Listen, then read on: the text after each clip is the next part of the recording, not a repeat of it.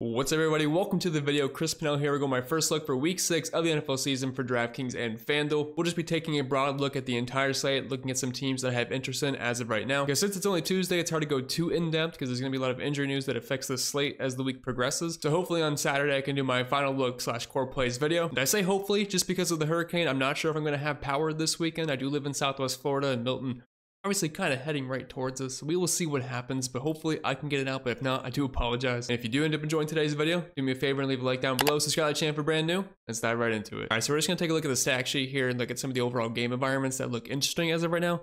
If you guys ever do want access to the entire NFL model, you can link down below the description or the pinned comment projections for everything. Simulate the slate out for all players, positions, and teams. And I do support showdown slates as well. And I have my optimizer, the ownership projections. If you want to check it out, you can find a link down below the description or the pinned comment for that. All right, but let's talk some football here. I have this sorted by over-under in the first game up. We have 2 at 52.5, so some really potential high-scoring games this weekend. And it was kind of nice to see that the NFL turned the offensive sliders up last weekend as we had some really good games. Just off the top of my head, Baltimore and Cincinnati was absolutely incredible. I believe that game was, 38-35 at the end. Lamar Jackson, Joe Burrow, absolute monster games. And then also a really, really good game, but not quite the star power. Jacksonville and the Indianapolis Colts was amazing. Trevor Lawrence, Joe Flacco, once again, every single time that guy gets plugged into a lineup, he just throws for 300 plus yards. It's just what he does at this point of his career, apparently. But we have Detroit and Dallas here, 52.5 point over under, 27.8 implied team total for Detroit and 24.8 for the Dallas Cowboys.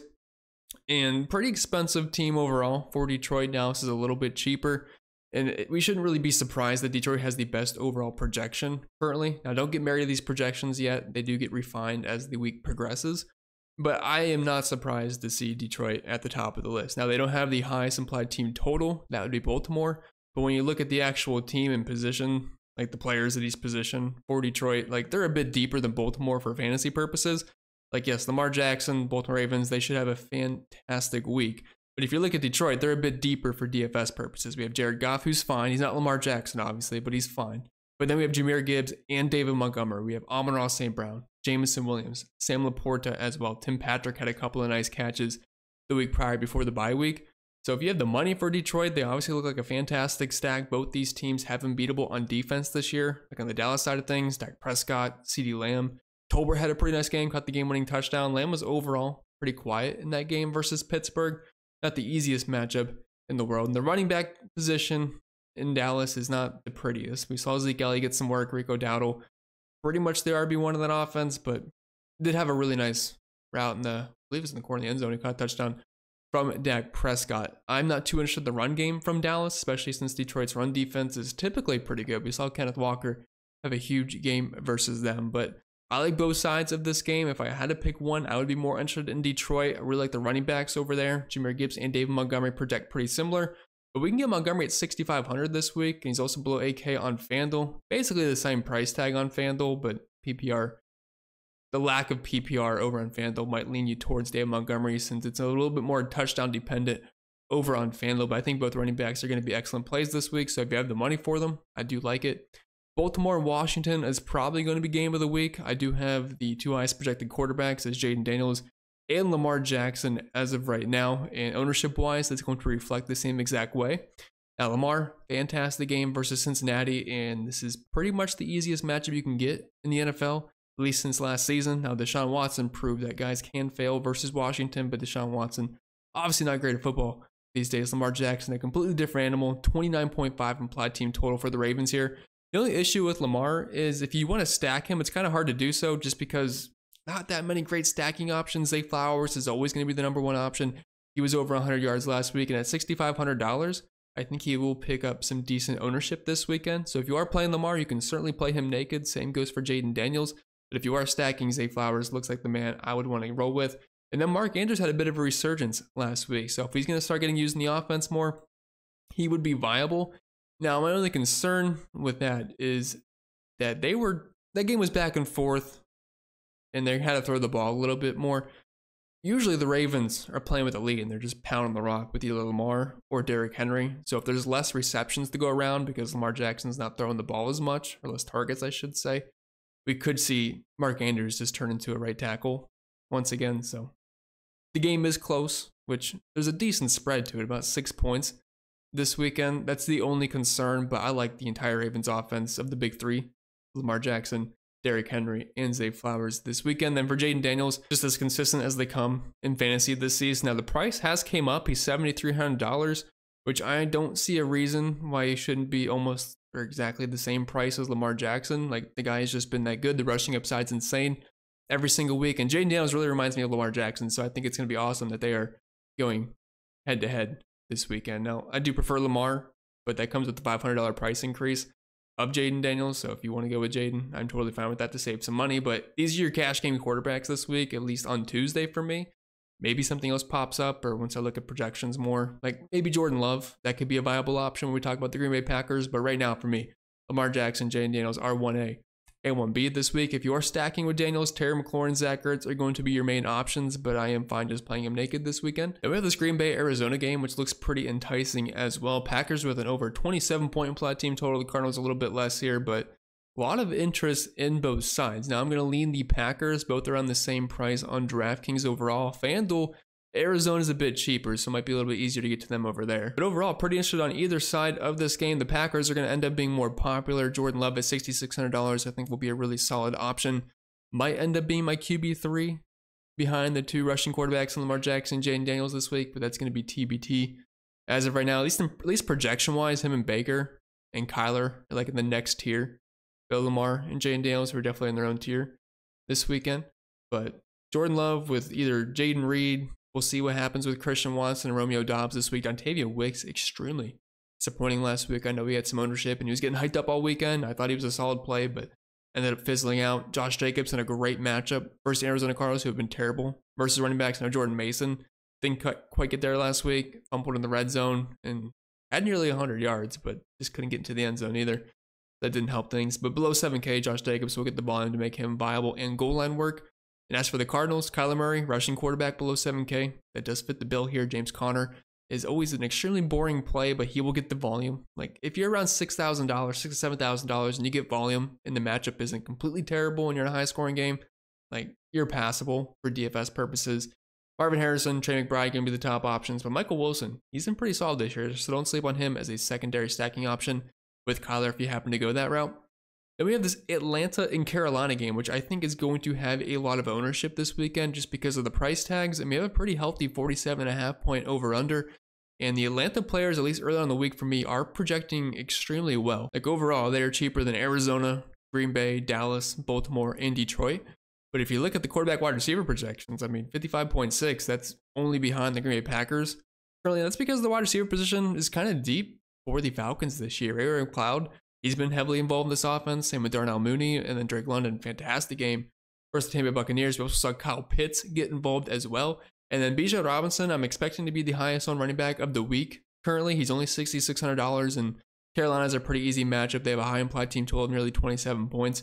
I know Tyler Algier can be very annoying, but if Bijan's going to get the rock 15 plus times, hopefully with some goal line work, I mean, at $6,600, that does seem pretty cheap for him. So I think a lot of people will flock there, but as you can see, well, you might not be able to see, but at least I can see. Drake London, a healthy projection this week below 7K. Mooney at 12.9 points for me as of right now.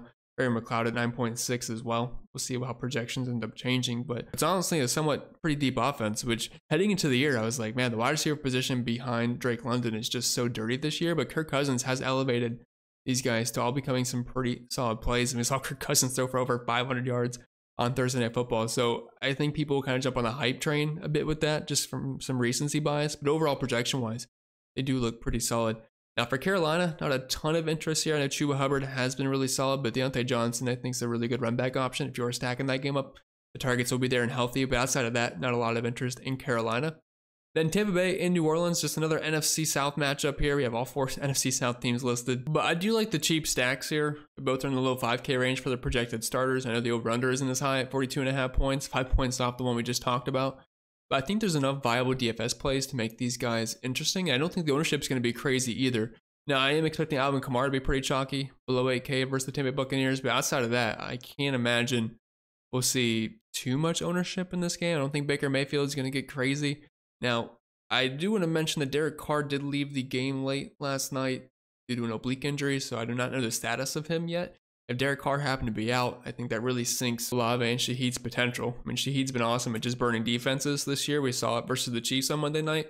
But other than that, it's kind of just Baker Mayfield, Chris Godwin, Mike Evans, double stacks. I like Kamara as well. But if you are stacking, though, I mean, if Derek Carr is playing, Olave and Shaheed as run back options are perfectly fine. We know the Tampa Bay secondary is beatable. They got absolutely shredded on Thursday night versus the Atlanta Falcons. But we'll have to keep an eye on the injury status for Derek Carr. But other than that, decent game. Kamara will be chalky, but I don't think anything else will be too high owned. And I do want to mention, just because I don't have a team listed on here doesn't mean I like players from other teams that aren't listed, just because like I don't want to talk about the entire Tennessee offense, but I do think Tony Pollard's a solid like play this week at running back, for example. All right, moving over to our lineup. Like I always say, guys, I'm just building this on the fly just to use some players we talked about and try to make it fit into a lineup at the very least. And it's only Tuesday, so a lot of things are going to change.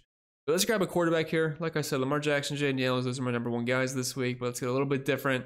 But go with Dak Prescott at quarterback. Sounds like a fun stack to make. I really like that Detroit and Dallas game. And if I'm playing Dak Prescott, he's probably not getting me 80 on the ground and 2 rushing touchdowns. So if he's going to have a good game, that means his pass catcher are also going to have a good game, which is what we have to assume if we are playing Dak Prescott. I'm not playing Dak Prescott and I'm going to hedge myself out of my own lineup to where I'm not going to play the pass catchers with him because if Dak sucks, it's going to kill my lineup.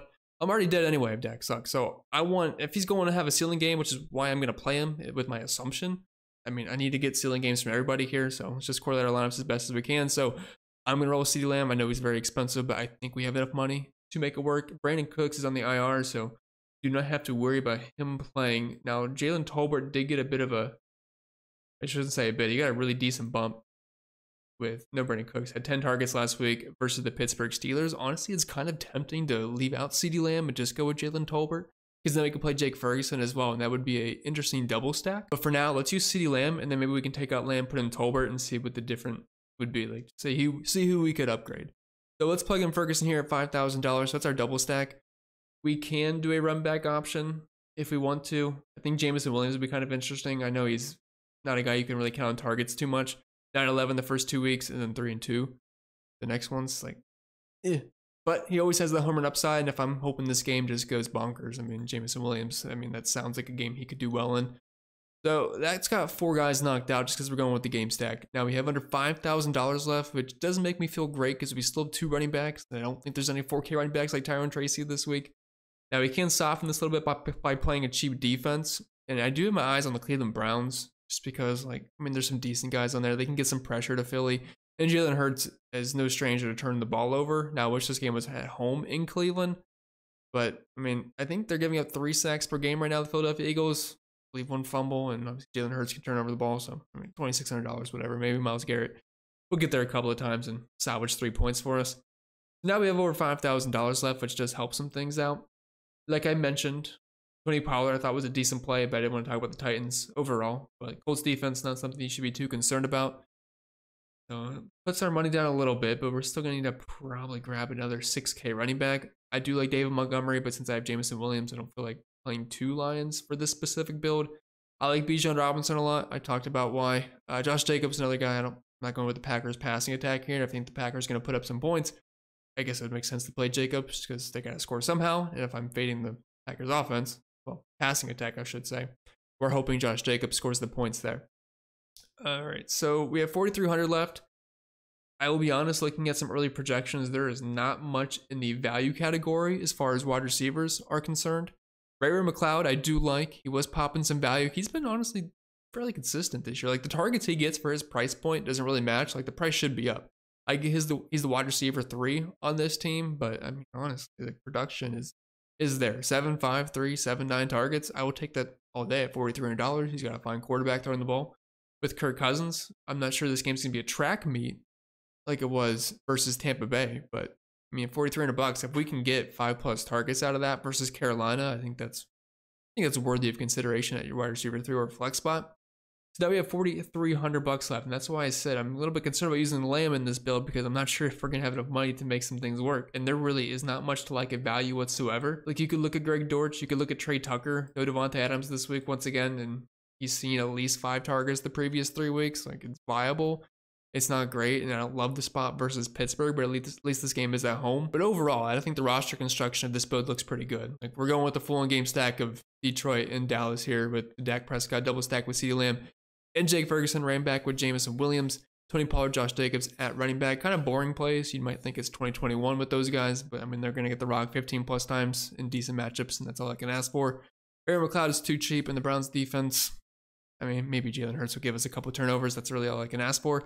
Now, if we take CeeDee Lamb out and we play Jalen Tolbert, I would like to see what kind of difference we could have here. So if we did that at flex, we'd be left with $7,900. And honestly, there's some pretty plays here. I'm not sure if Nico Collins is going to play this week. Not that I have much interest versus the New England Patriots anyway. But we could fit in Alvin Kamara, Stephon Diggs. Like if Nico Collins was out, Stephon Diggs. I mean, I know New England's kind of a nasty spot, but still at $7,400, Mike Evans. So if you wanted to go that route, it definitely opens up the door a lot more. And getting Kamara in there at your flex rather than Trey Tucker, I mean, it's definitely a lot more appealing. But the unfortunate side is we do lose CeeDee Lamb, which you do have to remember that. With that being said, that's all I got for today's video. So I hope you enjoyed it. If you did, or even if you didn't, make sure you like down below. Subscribe to the channel if you haven't yet done so. And hopefully I'll be able to get the video out on Saturday. But if not, I apologize. There's just nothing I can do about it. But we wish you all the best, and I'll see you all next time.